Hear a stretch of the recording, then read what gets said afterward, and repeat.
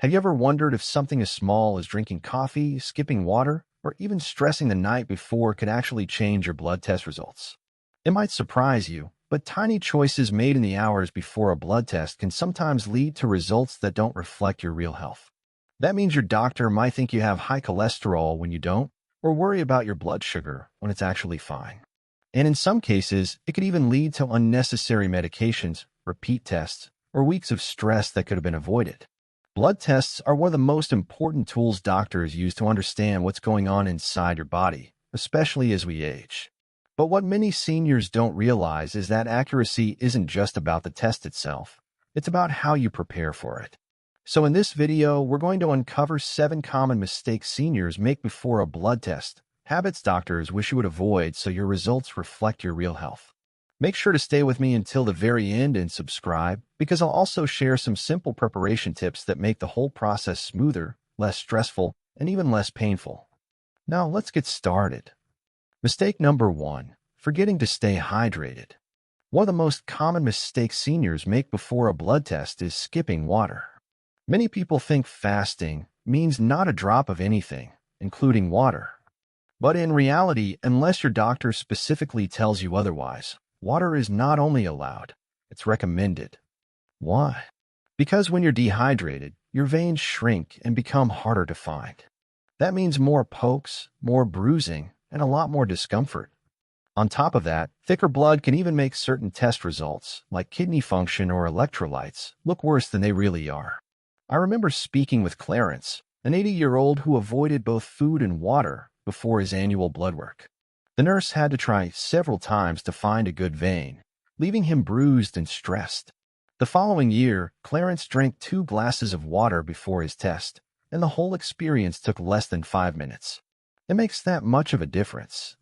So here's the takeaway. Drink water normally the evening before and the morning of your test. Skip the sugary drinks, skip the caffeine, but don't skip water. This one step can save you pain, frustration, and even unnecessary repeat visits. If you are still with me, subscribe and share it with someone you care about. Mistake number 2, taking medications or supplements without checking. Another mistake is taking your usual pills without asking whether they could interfere with the test. Now, don't get me wrong, you should never stop prescribed medications unless your doctor tells you to. But some pills and supplements can temporarily change blood sugar, liver enzymes, or thyroid levels. Even something as simple as a multivitamin or a hair and nail supplement with biotin can throw off hormone tests. Take Joyce, for example. At 81, she was careful about her health and took biotin every morning. But before one of her routine tests, that supplement made her thyroid results look completely abnormal, leading to extra appointments and a lot of unnecessary worry. The solution? Always bring a full list of your medications and supplements and ask your doctor or lab whether you should take them before your test. That simple conversation can prevent a lot of confusion. Mistake number 3, eating or drinking before a fasting test. This one trips up a lot of seniors. If your doctor tells you to fast for 8 to 12 hours, that means no food and no drinks except water. Even a sip of coffee with cream, a piece of gum, or a splash of orange juice can send your blood sugar or cholesterol results in the wrong direction. I know a man named Harold, age 76, who always had a habit of drinking orange juice first thing in the morning. Before a cholesterol test, he forgot about the fasting rule, and his numbers came back much higher than usual. That one glass of juice led to a worried phone call from his doctor, a repeat blood test, and a week of unnecessary stress. So here's the golden rule. If you're told to fast, fast. Water only. Nothing else. It's better to be strict for a few hours than to risk weeks of confusion.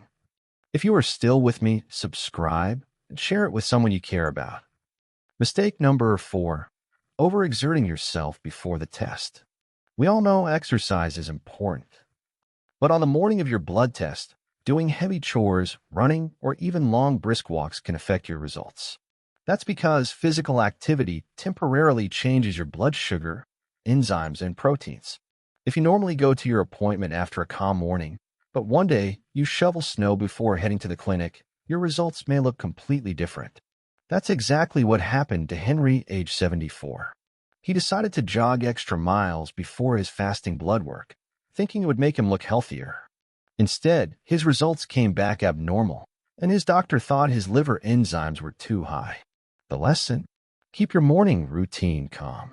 Light stretching or walking to the mailbox is fine, but avoid strenuous activity before your test. Mistake number 5, drinking caffeinated or sugary beverages. This mistake is sneaky because many people think black coffee or unsweetened tea doesn't count. But even without sugar, caffeine can raise your blood pressure, blood sugar, and heart rate, sometimes enough to change your results. And sugary drinks? Those can send your glucose and triglycerides through the roof.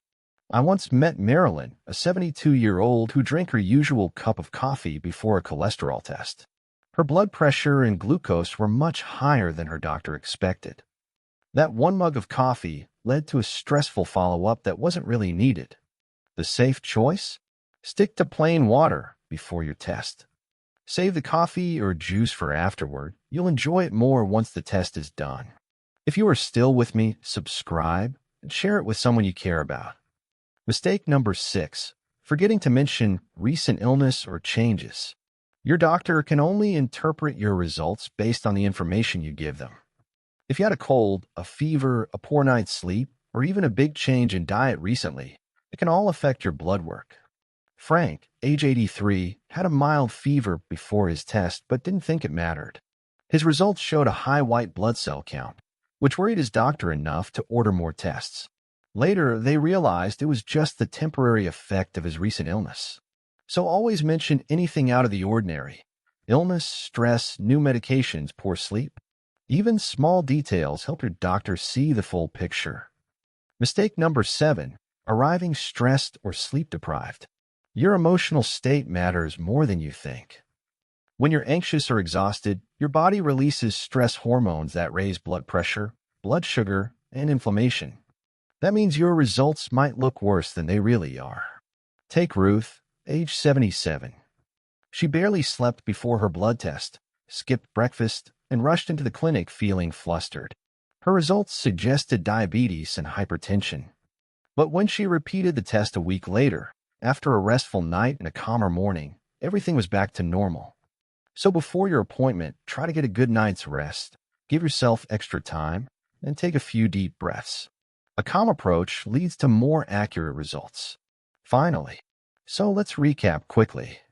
1. Drink water unless told otherwise. 2. Check medications and supplements with your doctor. 3. Follow fasting rules exactly. 4. Avoid overexertion before your test. 5. Skip caffeine and sugar.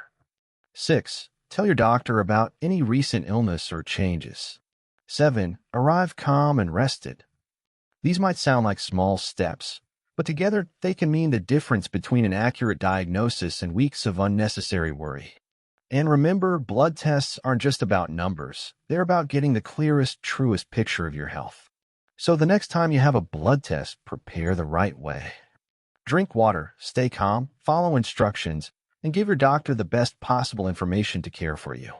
If you found this video helpful, drop a comment below with the words "accurate results" so I know you made it to the end. And if you haven't already, make sure to hit that subscribe button and turn on the bell, because I share videos every week to help seniors live healthier, longer, and wiser lives. Thank you for watching, take care of yourself, and I'll see you in the next video.